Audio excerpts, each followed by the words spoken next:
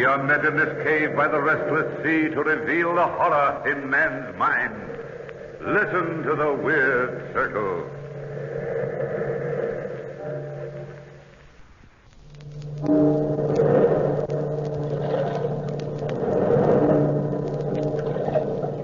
Listen to the waves. Listen closely, for you will hear the crying of lost souls. Our story discloses the horror in man's mind. This is a tale of the house and the brain. Come with me to London, through the heavy fog of the city to a large house in the suburbs. A young couple enter the portals of that house to attend an art auction. Strange. Seems very wonderful. Well, hello, Jim. We've been looking all over for you. We've got quite a crowd here today. Paul Whitney, Sandra, I'm glad you've come. I thought you two were refugees from this sort of thing. Well, frankly, Jim, I've suddenly conceived a passion for good oil paintings, and I'm going to buy this fabulous painting of the ancient cutthroat. Wow. To tell you the truth, Jim, she suddenly conceived a passion for cutthroats, ancient or otherwise. Oh, my husband abuses me. I'm too nice to her, or she'd never be interested in any other man. But, darling, the man in the portrait's been dead 400 years. Dead or living, he's not beyond your charms. Oh, but my husband loves me, Jim. Must be my fatal fascination. Yeah. But I didn't come here to talk with you, even if it is fun. I came here to see that oil painting. Oh, it's quite a painting. Yes, so we've heard. It's in my study. Come and take a look before the auction starts. Now, don't fall in love with it, Sandy. No matter how you feel about 15th century reprobates, I'm not going to spend a fortune buying useless pictures. Well, there's the picture. What do you think? He has a face you'll never forget. And a reputation. Yes, sir. He lived a full life. You know, he was supposed to have been fabulously wealthy. But when he died, his fortune disappeared. Oh, my dumpling aunt. He looks like the kind of man who sticks pins in people for the devil of it. Sandra. The strangest thing about the picture is the man's eyes. You get the feeling that the eyes are alive. Yes, very definitely. Clever work. Paul, What's the matter with you, Sandra? I could have sworn I've seen that man in London recently. What man? The one in the picture. What? He's been dead 400 years. Stop snickering at me, Jim. I know what I've seen. Impossible. The only thing left of the Honorable Cutthroat Richards is the house on Orchard Street. He built it 450 years ago, and it's never been really habitable since. Why? Well, this is your chance to laugh at me. It's haunted. Haunted? Oh, not really. Really? Oh, Jim, I've never met a ghost. And you never will, Sandra. Jim, oh, Jim, please, oh, please. Imagine a really, truly ghost. Wonderful, Jim. Take us over. Or, better yet, I'll rent the place for a week. I've heard a lot about ghosts, but I've never been able to pin one down. You know, I've been a student of the occult for a long time. Jim, please. Oh, Sandra, I'm serious. It's dangerous business, this ghost hunting. Please, fella, anything to get Sandra's mind off buying that picture. Very well, but you'll find some very real ghosts over there. The housekeeper, Mrs. Browning, will rent you a room if you want one. But she's the only person who's ever been able to stay in the old house. Thanks, old man. Come along, Sandra. But the picture. Hang the picture, my sweet. I've got a genuine ghost for you.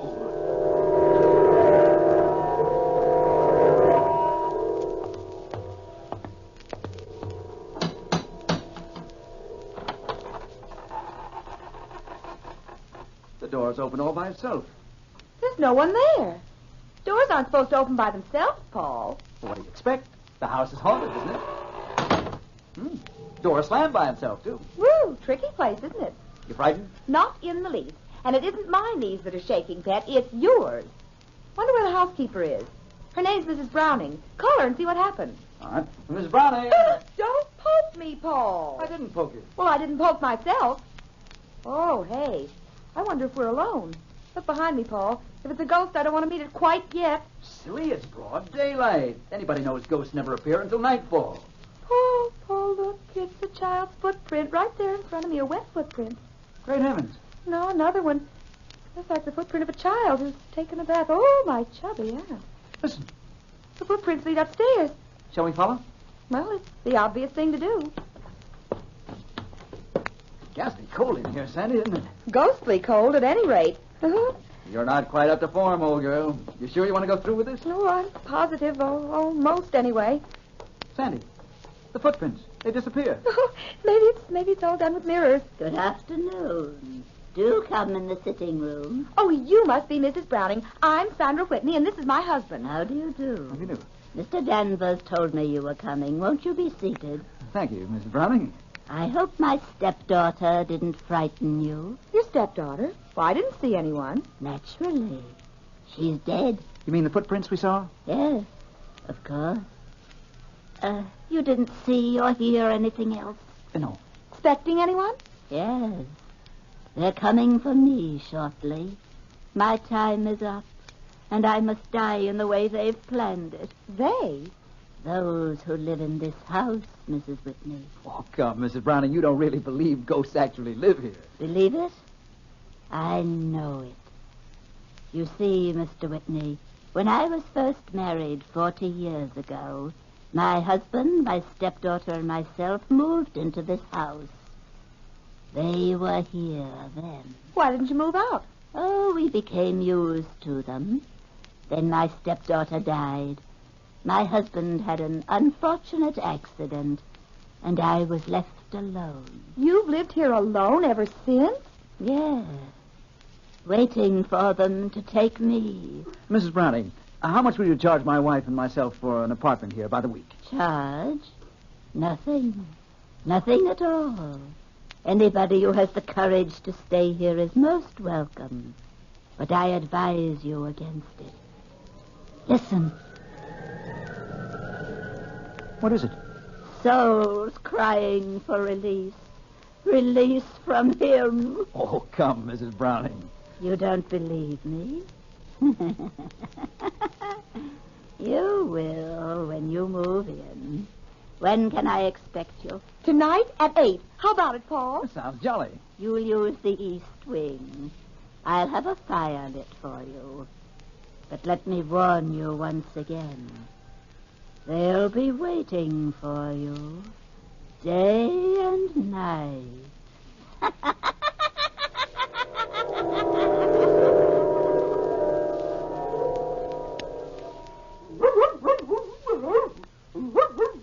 Sandra, go back. Of course, Paul. Down, Blackie. Down, I say. Oh, if you keep squirming, I'll never get you on a leash. I'd better take some pistols along with us. Well, I'm not at all sure you can shoot a ghost, Paul. I'm not at all sure it is a ghost. Something awfully phony about all that. Oh, no. My intuition says there were ghosts in that house, darling, and I've a very perceptive intuition. Sandra, you're not going to take Blackie with you. Well, of course I am. He's a watchdog, isn't he? But a dog. Now, darling, remember how nicely he caught pheasant last year. But pheasants aren't the same thing as ghosts at all. Stuff and nonsense. You ready? All ready. Here's your coat, dear. Oh, look out the window, Paul. So peaceful out there. You've always been partial to twilight. Oh, reminds me of the time you courted me. It was such a nice time. Paul, that man, the one on the street. What man? The one standing right out there. Look at him. That's the same man whose portrait we saw at Jim Danvers' house today. Sandra, where are you going? To talk to him, Pat, of course.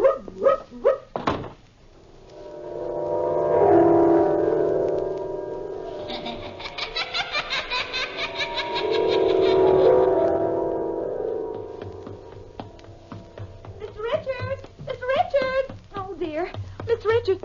Oh, my chubby aunt. It is him. Oh, excuse me, sir. I couldn't help noticing you, and... You noticed me? You are Mr. Richards, aren't you? I've been known to many, by many names. Oh, dear, please pardon me if I'm rude, but...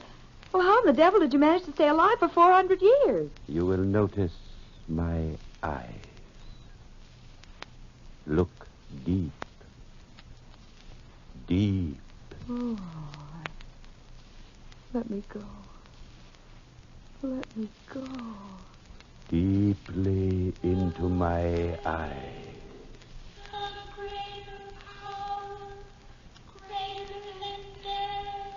You've never seen me before. You don't know me. You can never remember me again.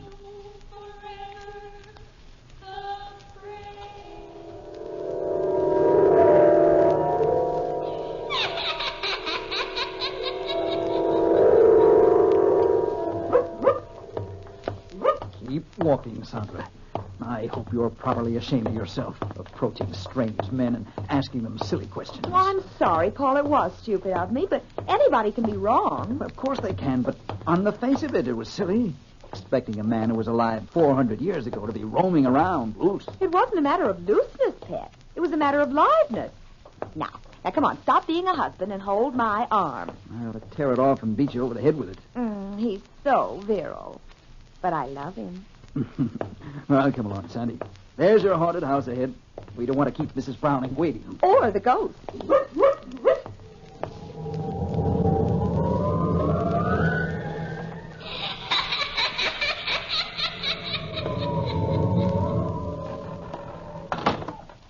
That door again. Insidious feeling, doors opening and slamming. Mrs. Browning! Mrs. Browning! I'm in the east wing, Mr. Whitney, just lighting the fire. You better go on up. This hall's drafty. Hey, Paul, more than cold in here. It's almost as if something or somebody is draining your body of all warmth. That's a pleasant thought, Sandy. Now that you've scared yourself stiff, move. Well, I was just getting in the mood for ghosts. Where's the east wing? This way, Mrs. Whitney. Oh, hello, Mrs. Browning. Well, this room looks cheerful. It's as gay as my mood. Nice fire, nice candles. Quiet, Blackie. You'll scare somebody. A dog scare somebody? Not tonight. They came tonight. What came tonight? You see. Better make yourselves at home while you can. Blackie, sit down. Over here, Blackie. Look at him, Paul. The hairs on his head are standing on end. Be quiet, Blackie. Blackie! Look, I told you they were here. A luminous mass. A blue mass. Sandy, be careful. It's materializing. Coming for me. I knew it. Coming for me. Oh, Mrs. Browning, Paul. Fingers are choking her. Good heavens. Mrs. Browning.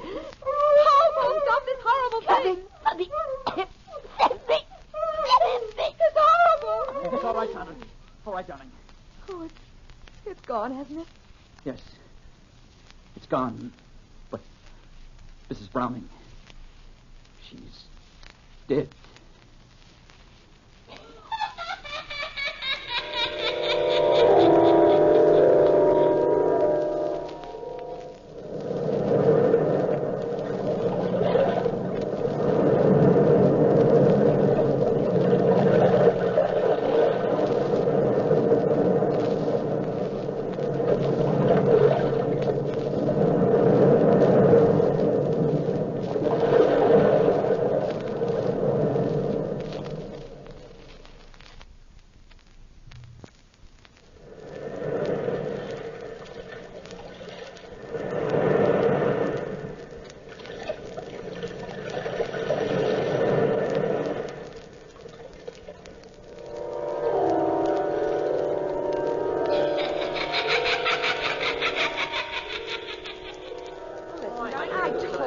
I know. Quiet. Quiet! Mr. Danvers, I'm going to reconstruct the scene of the crime. Nobody tells Detective Hodges that a flesh-and-blood woman gets bumped off by a ghost. But I saw it myself. Oh, be quiet, Blackie. If you'd only relax, Detective Hodges, and go away, we'd catch the ghost for you. Quiet! I'm only trying to help, but Blackie, stop! Sandra, you're only confusing the issue. Paul's right, Sandra. Sit down over here. Jim Danvers, if you side with Paul, I'll never speak to you. Now, Mr. Whitney, if you don't mind, we'll go over the details again. What happened? Well, Mrs. Whitney and I were here in this room with Mrs. Browning when a blue mass suddenly floated in the door. The lights in the fireplace dimmed, the candles were extinguished, and Mrs. Browning began to scream. Why? Because she saw a ghost. It's really all so simple. Sandra, my dear. And then what happened? The mass suddenly materialized, at least sufficiently for us to see two hands. Two hands without a body. The hands reached out, grasped Mrs. Browning by the throat, and... That was that. Thank you, Mrs. Whitney. I suppose you expect me to believe that story? There's no reason for you to doubt Mr. Whitney's word, Detective Hodge. I'm not saying there is. But there was only 3 people in this room, and one of them is dead. Everybody's under arrest. Everybody, do you hear? Oh, Paul, it's here again. Look, Detective Hodge. Huh? Paul, Sandra. Oh, Paul, for heaven's sake. What is it? An axe murderer in ectoplasm. Sandra, don't be funny. Let's get out of this house before it gets all of us. It's gone. Yes, it's gone. Now do you believe us, Detective Hodge? Yes. Yes, I believe you. I'll have Mrs. Browning's body removed to the morgue right away.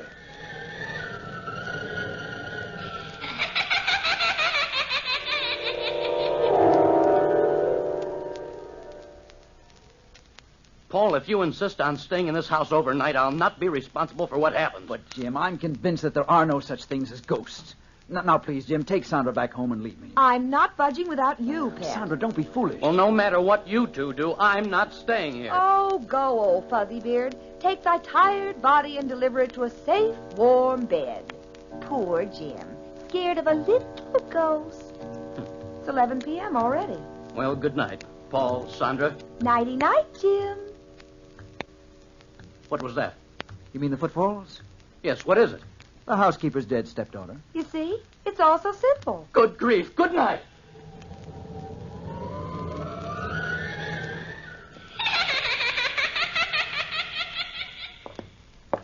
Oh, we've been all through the house, Paul, and I'm dead tired. Come on, let's go to bed. You go to bed. I'll sit up and read these letters we found in the attic.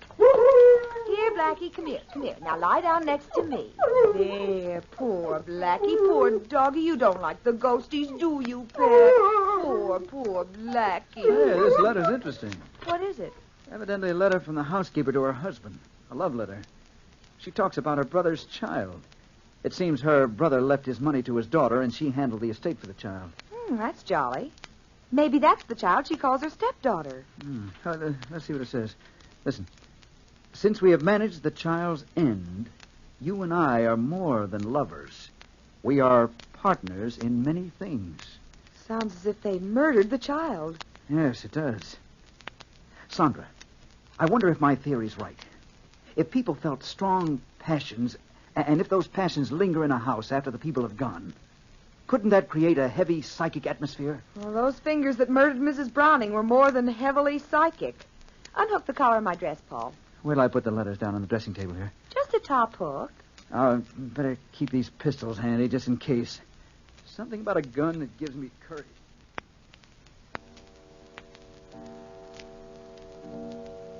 Funny. Oh, it's midnight. I'm tired and nothing's funny. You know Mrs. Browning's sitting room? It seems to be an extra addition to this house. It juts out from the rest of the building like a sleeping porch. What's funny about that? Well, that horrible cold and the footfalls all seem to emanate from that room. Oh, you and your logical mind. Oh. What's the matter, Sandy? Oh, look. The fire's dimming. Oh. Just like a great black shadow standing in front of it. Give me my gun. Here, dear. Shh, Blackie, shh. Look, Sandy.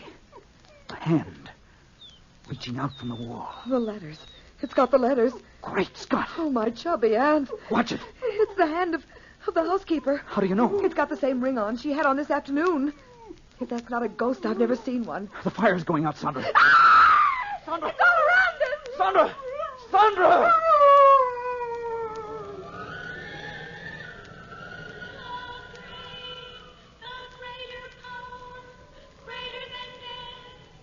You can't get your will against mine. My will is greater. No. Succumb. My will is greater. No, you're a shadow. And you are a mere mortal who knows no secrets beyond the veil. I control the world of shadows. Succumb, fool, succumb. No, go away. You're nothing but an image. You will die by my command in this house. You will die before morning.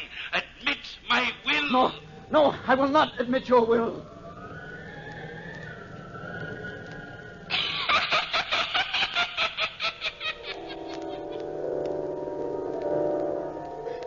Sandra, you're safe now on your own home. Just lie still, darling, and drink this. Oh, Paul. I was a fool to allow you to stay in that accursed place last night. I ought to have my head examined. I came over as soon as I got your message, Paul. Oh, come on in, Jim. Sandra's recovering from a bit of a shock. Yes, I heard about it. I warned you, Paul. That house is definitely haunted. I'm going to board it up. It's completely useless. No, that's not the answer, Jim. It isn't ghosts. At least, not in the real sense of the word. Why, Paul, after what you went through, you say that? It's too malignant for a ghost. Do you believe in the power of hypnotism? Well, I've heard some amazing theories about it anyway. Well, I believe some power controls that house. Well, that's still ghosts. No, because the brain that controls the house is still alive. I'm convinced of it. Well, where do you think this man who controls the house is? He might be thousands of miles away. Remember you said that the eyes in the picture of the fabulous Richards seems alive? Oh, that's ridiculous. Not at all. In some crazy, mad manner, Richards has kept himself alive all these 400 years. In some hypnotic way, he controls that house. Well, if your theory is right, how can we break his control? Well, I'm certain that his control emanates from the little sitting room which once belonged to Mrs. Browning. Yes?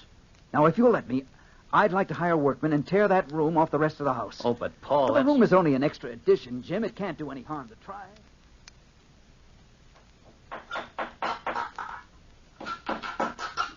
Okay, pull up more of that flooring. Did you hurt yourself climbing that petition, Sandra? No. Oh, imagine a secret room down here, Paul, right beneath the sitting room. You see, Jim, Paul was right. Why, it's like finding a box with a false bottom. That's all for now, boys. Careful of your head, Sandra. This room isn't very big. But it's as cold storage. Well, now you know how a hunk of beef feels in an icebox. That's gay. A musty old room. Bed and 4 walls. And 2 drawers built into the wall over there. All modern conveniences. Try to open them. They look rusty. Just pull. All right. There. The drawer's open. Oh, nothing but a lot of musty old clothes. Listen, Paul. Nothing unusual, Jim.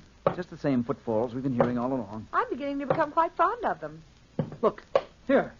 Why, it's a miniature painting. Yes, a painting of Mr. Richards. Look at it. The same face as that painting in my house. Look at the eyes in the miniature. Paul, they're alive. Great heavens. They're moving. You better put that portrait down, Paul. Yes, they are alive.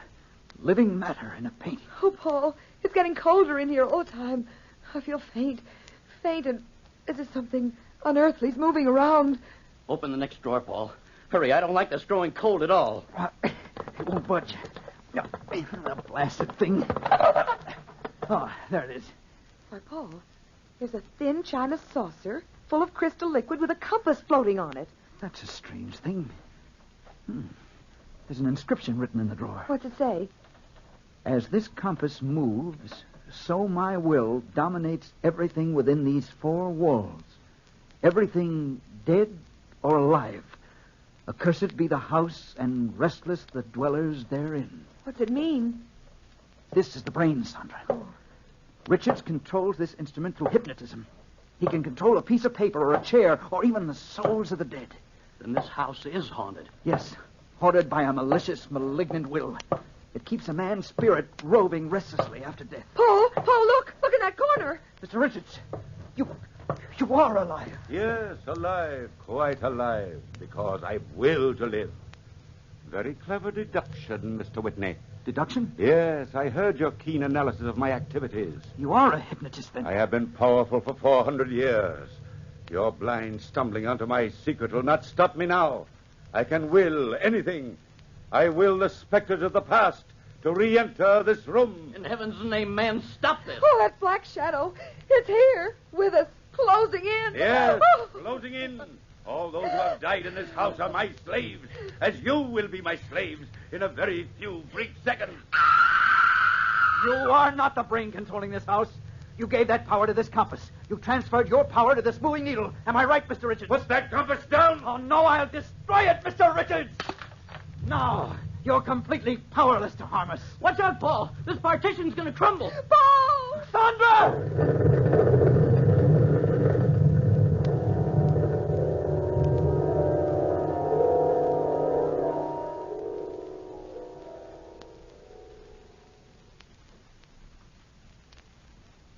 Gosh, Paul, it's good to be back in our own home. What happened to Mr. Richards when the petition collapsed, Jim?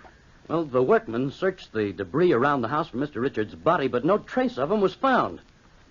I'm afraid that he escaped. Oh, no. You mean he's still alive and free, Jim? Yes, indeed. That's just what I mean. Well, he won't be for long, Sandra. People everywhere will be warned, and every corner of this earth will be looking for him. Even his will can't defy the world, Sandra. No one man can ever fight the world.